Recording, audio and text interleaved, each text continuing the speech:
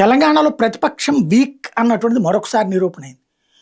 ఏకంగా హైకోర్టే ఇంత ఘాటైన కామెంట్లు కాదు, రాజ్యాంగంలోనే లేని విధమైనటువంటి తన విస్తృత అధికారాన్ని వాడాల్సి వచ్చింది.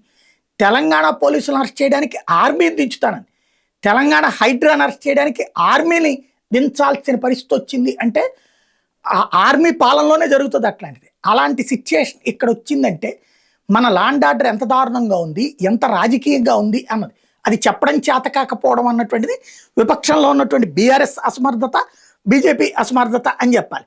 ఎందుకంటే తాజాగా అసలు ఆ వ్యాఖ్యలు చూడండి ఎంత దారుణంగా ఉందో.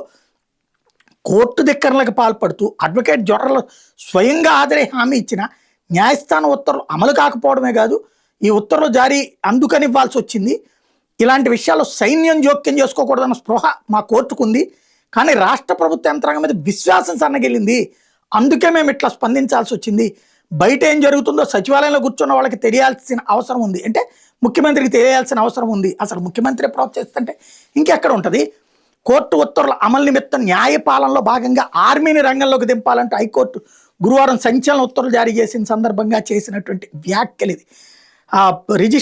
కోర్టు ఉత్తర్వులు ఇచ్చిన స్థలానికి ఆర్మీ రక్షణగా ఉంటూ హైడ్రా అధికారులు వచ్చిన యంత్రాలు ప్రవేశించిన అదుపులోకి తీసుకోమని స్పష్టం చేసి ఇట్లాంటి ఉత్తర్వులు జారీ చేయడం చరిత్రలో మొదటిసారి. నేను నిన్ననే ప్రస్తావించాను.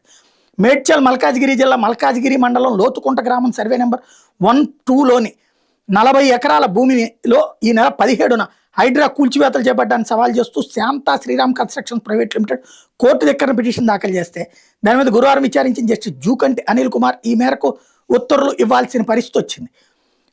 పిటిషనర్ తరపు న్యాయవాది హరీష్ కుమార్ వాదనలు వినిపించారు. కోర్టు ఆదేశాల మేరకు నెల 20 న్యాయస్థానానికి హాజరైన హైడ్రా కమిషనర్ ఏవి రంగనాథ్ పిటిషనర్ స్థలంలోకి వెళ్లబోమని హామీ ఇచ్చిన దానికి కట్టుబడి లేరు. 21 పిటిషనర్ పునరుద్ధరణ పనులు చేపడితే హైడ్రా అధికారులు పోలీసులతో వచ్చి పనుల్లో జోక్యం చేసుకున్నారు. అప్పీల్ చేయబోతున్నామని ఎట్లాంటి పనులు చేపట్టరాదని పోలీసులు హైడ్రా అధికారులు పిటిషనర్ సిబ్బందిని హెచ్చరించారు. ఫోటోల్ని అవి చూపించారు కోర్టుకి. వాదనమైన న్యాయమూర్తి హైడ్రా అధికారులు తీరు మీద ఆగ్రహం వ్యక్తం చేశారు. ఇంత క్రితం ఏజీ హామీతో ఊరుకున్నాం, మళ్ళీ అలానే వ్యవహరిస్తే హైడ్రా అధికారులకు బ్యారక్కుల్లో ఉంచాలని ఆదేశించగలం. వివాదాస్పద ప్రైవేట్ స్థలం రక్షణ కోసం 10 మంది సిబ్బందిని సిద్ధం చేయాలని ఆర్మీ ఉన్నతాధికారులు సంప్రదించినట్టు హైకోర్టు రిజిస్ట్రార్ జనరల్కి ఏకంగా ఆదేశాలు ఇచ్చేశారు.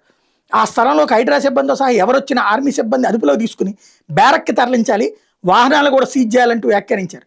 దేశంలో అదనపు అడ్వకేట్ జనరల్ మహమ్మద్ ఇమ్రాన్ ఖాన్ చివరిగా ఒక్క అవకాశం ఇవ్వాలని, ఆ స్థలంలో జోక్యం చేసుకోలేదని చెప్పారు. న్యాయమూర్తి స్పందిస్తూ ఫోటోలను చూస్తే పరిస్థితి అర్థమవుతుందన్నారు. కోర్టు ఉత్తర్వులను పదే ఉల్లంఘిస్తూనే ఉన్నారు, వాటి అమలుకే ఆర్మీని రంగంలోకి దింపుతున్నాం, ఈ ఉత్తర్వుల కాపీని కేంద్రాన్ని కూడా పంపించంటూ రిజిస్ట్రీని ఆదేశించారు. అయితే తర్వాత అడ్వకేట్ జనరల్ హాజరై పిటిషనర్ భూమిలోకి హైడ్రా అధికారులు వెళ్ళలేదని, వెళ్ళబోరని ఈ మేరకు అఫిడవిట్ దాఖలు చేస్తామని చెప్పడంతో న్యాయమూర్తి ఉత్తర్వుల అమలుకి శుక్రవారానికి వాయిదా వేసిన పరిస్థితి.